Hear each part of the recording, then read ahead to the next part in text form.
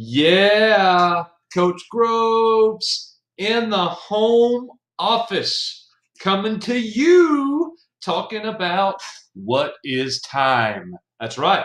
What is time? What does it mean? How is time put into different categories? How do we categorize that? Why do we categorize that? What is the purpose behind that?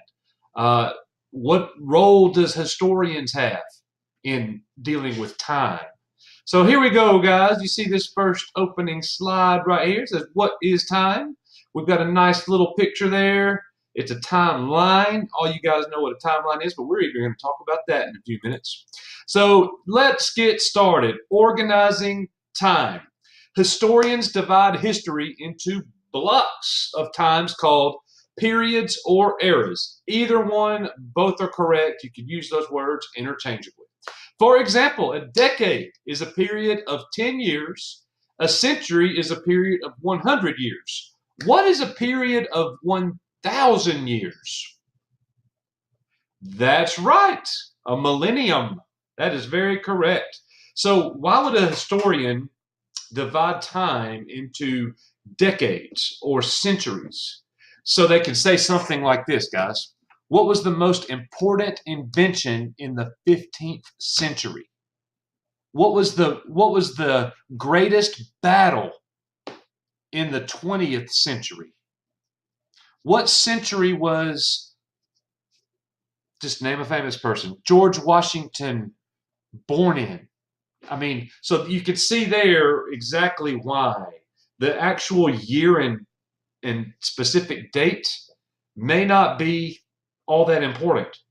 But if you got the decades down, like the roaring 20s, the golden age, the jazz age, the Harlem Renaissance, when you know these events, you know the decades that it's talking about. The Great Depression, what decade did it start in?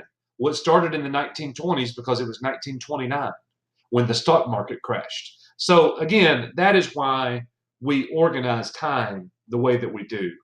Moving on, prehistory is the first of the time periods. It refers to the time before writing.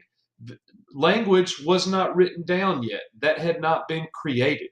So the time period, everything before writing and recording things happened, we refer to that as prehistory. We're going to talk about a little bit of prehistory, but we're really talking about civilization when writing and things like that first came about. That's what this class is going to be about. So organizing time, a little bit for you here. BC means before Christ. And, you know, Christianity is something that has just so dominated the world in the last 2,000 years. Many historians were Christians, so they would annotate years with BC, before Christ. If you're someone who doesn't want to recognize that, there's a term for you as well, which means BCE, before the Christian era, and that's how the term BC has become secularized, which means non-Christian. And then you've got AD, which is a Latin term, Anno Domini, which means in the year of our Lord. That AD means, it does not mean after death. That is a no-no. If AD means after death and BC means before Christ, Christ lived about 33 years, and we have 33 years, that's a block of history. What do we call that?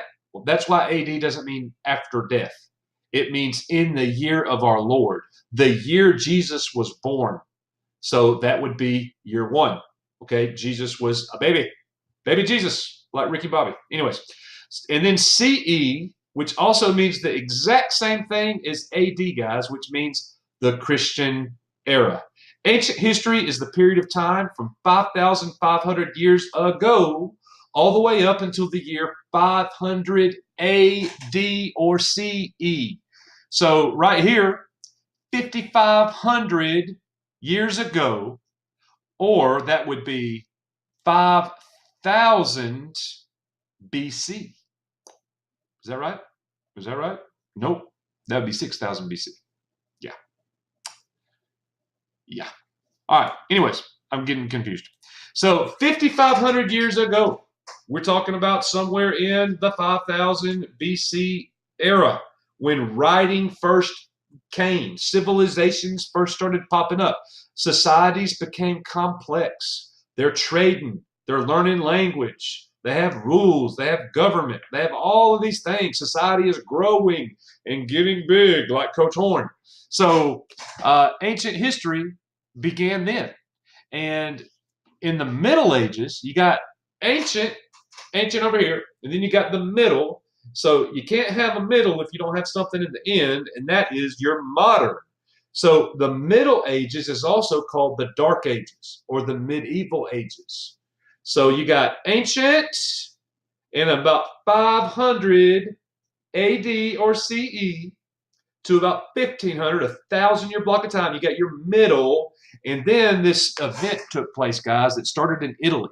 It revived art and learning, and people were rediscovering the things of the ancient world, great paintings, great sculpture, great stories and literature, and they revived all of these things after it had been dark for 1,000 years. And we call this event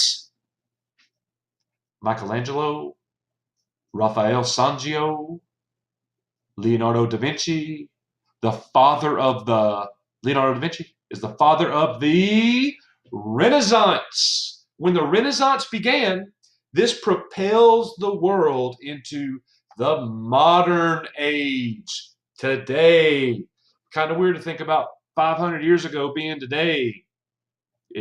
That's what we consider the modern era. So just be aware of that.